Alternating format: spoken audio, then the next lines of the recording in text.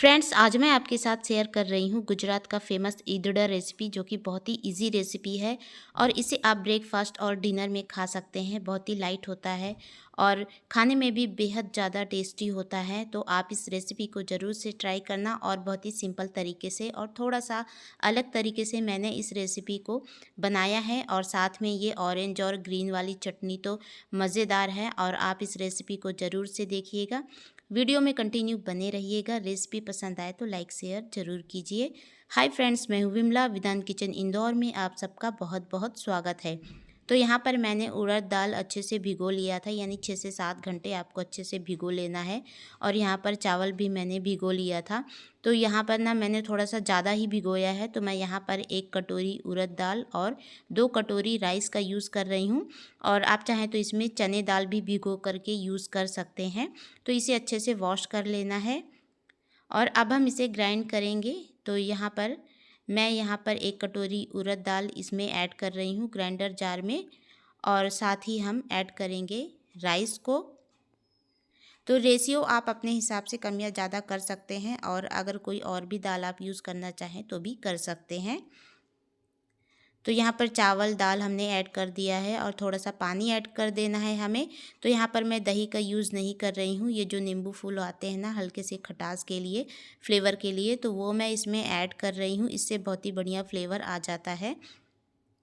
और अब हम इसे ग्राइंड कर लेंगे। तो हमें इसे हल्का सा दरदरा ग्राइंड करना है, बहुत ज़्यादा महीन पेस्ट हमें नहीं करना है इसका। तो ये कुछ इस तरीके से ग्राइंड हो गया है। मैं आपको दिखा रही हूँ कि छूने से ये हल्का सा दरदरा है। तो बिल्कुल ऐसा ही हमें बैटर चाहिए। तो इसे एक बाउल में निकाल लेंगे हम। तो सिंपल तरीके से मैं इस रेसिपी को आपके साथ में शेयर कर रही हूँ। और जब कभी भी आपका मन होना कि कुछ भी ऑयली नहीं खाना है, कभी कभी ऐसा होता है ऑयली खाने का मन नहीं करता है, तो आप इस तरीके से इस रेसिपी को ट्राई कर सकते हैं। तो अब हम इसमें ऐड करेंगे नमक स्वाद अनुसार। आप चाहें तो इसमें अदरक और मिर्च का पेस्ट भी ऐड कर सकते हैं। तो मैं इसे सिंपल तरीके से बना रही हूँ ताकि बच्चे भी मेरे आराम से खा सकें।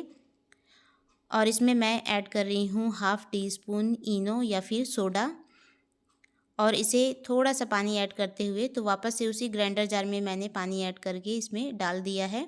और इसे अच्छे से मिक्स कर लेना है ताकि सोडा अच्छे से मिक्स हो जाए।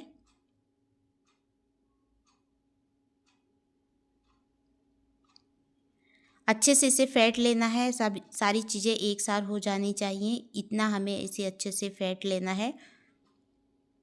और अपने फ्लेवर के अकॉर्डिंग आप इसमें और भी कोई फ्लेवर ऐड कर सकते हैं। तो इसे मैं सिंपल तरीके से ही बना रही हूँ। बस 1 टेबल स्पून इसमें ऑयल ऐड करना है ताकि ये अच्छे से मॉइस्ट बने। तो वापस से इसे अच्छे से हम मिक्स कर लेंगे, और ये अच्छे से जब मिक्स हो जाएगा तो हम इसे एक प्लेट या बर्तन में, जिसमें भी आप इसे स्टीम करना चाहें, तो मैंने इस प्लेट को अच्छे से ग्रीस कर लिया है और इसमें मैं थोड़ा सा डाल दूंगी।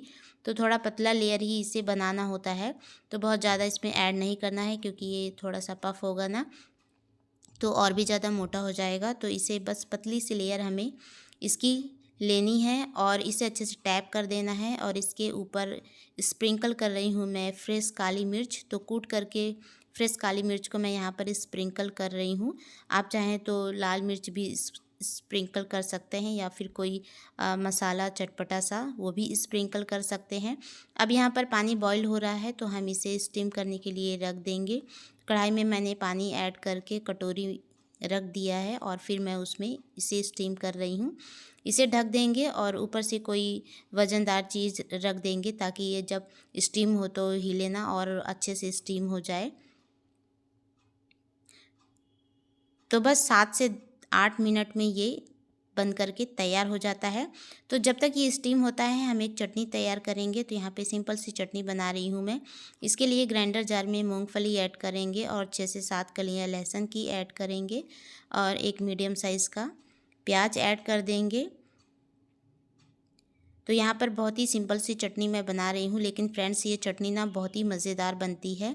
नमक ऐड करेंगे स्वाद अनुसार, और साथ में थोड़ा सा चटपटेपन के लिए ऐड करेंगे हम इसमें आमचूर पाउडर और तीखा लाल मिर्च ऐड करेंगे और फिर कश्मीरी लाल मिर्च ऐड करेंगे और ऐड करेंगे यहाँ पे अमचूर पाउडर। थोड़ा सा पानी ऐड करते हुए इसका स्मूथ चटनी हम तैयार कर लेंगे।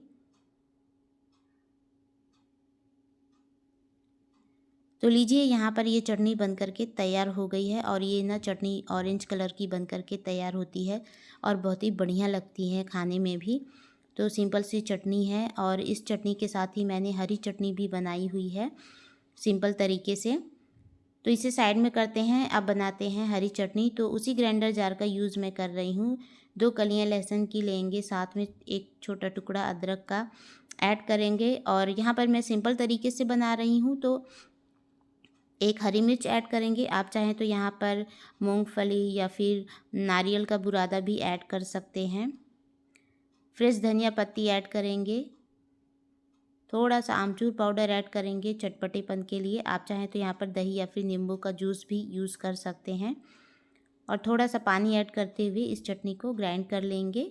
तो सिंपल सी हरी चटनी, चटपटी चटनी हमारी बन करके तैयार हो गई है। इस तरीके से दोनों चटनियाँ हमारी बन करके तैयार हो गई हैं। तो इन दोनों चटनियों को हम साइड में कर देते हैं और अब देखते हैं हमारा ईदड़ा कैसे बन करके तैयार हुआ है।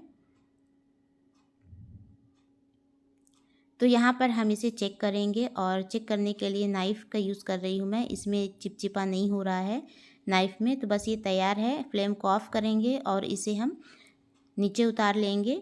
तो यहाँ पर यह भी बहुत ज़्यादा गर्म है तो इसके साथ में छेड़छाड़ नहीं करनी है, इसे हम ठंडा होने देंगे। तो जब ये ठंडा हो जाएगा तभी हम नेक्स्ट प्रोसेस करेंगे। तो जब तक ये ठंडा हो रहा हम तड़का लगा लेते हैं।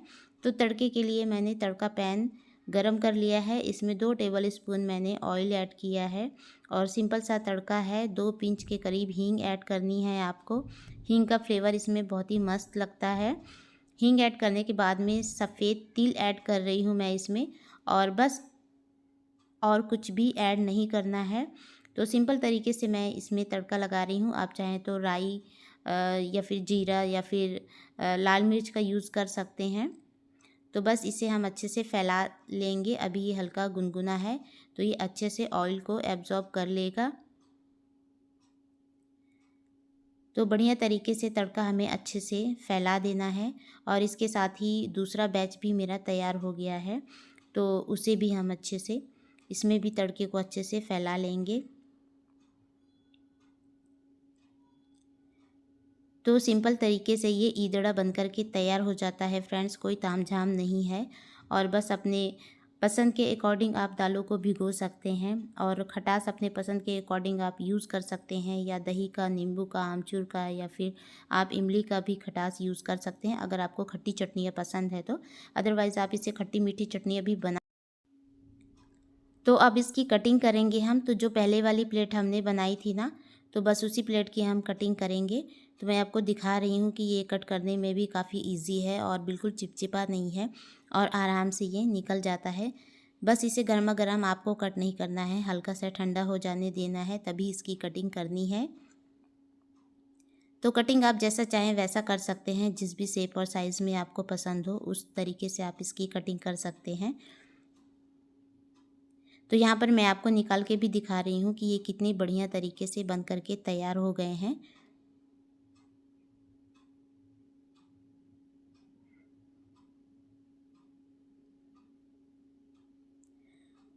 फ्रेंड्स, अगर आप मेरे चैनल पर नए हैं और पहली बार देख रहे हैं तो चैनल विदान किचन इंदौर को सब्सक्राइब करें और साथ ही बेल आइकन प्रेस कर लें नोटिफिकेशन के लिए।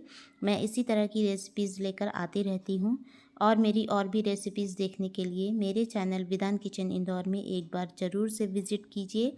आपको रेसिपीज़ ज़रूर से पसंद आएंगी। तो लीजिए यहाँ पर अब हम प्लेटिंग कर देंगे। तो कुछ इस तरीके से मैंने प्लेटिंग की है। हरी और ऑरेंज चटनी के साथ में ईदड़ा को मैंने सर्व किया है और बहुत ही बढ़िया रेसिपी है, आप ज़रूर से ट्राई करना। आई होप आपको मेरी रेसिपीज़ पसंद आई हैं। रेसिपी पसंद आए तो एक लाइक ज़रूर से करें और चैनल विदान किचन इंदौर को सब्सक्राइब करें और साथ ही बेल आइकन प्रेस करना ना भूलें। मैं इसी तरह की रेसिपीज़ लेकर आती रहती हूँ। तो एंजॉय कीजिए इस रेसिपी को अपनी फैमिली के साथ में। तो फिर मिलेंगे। Take care, bye bye.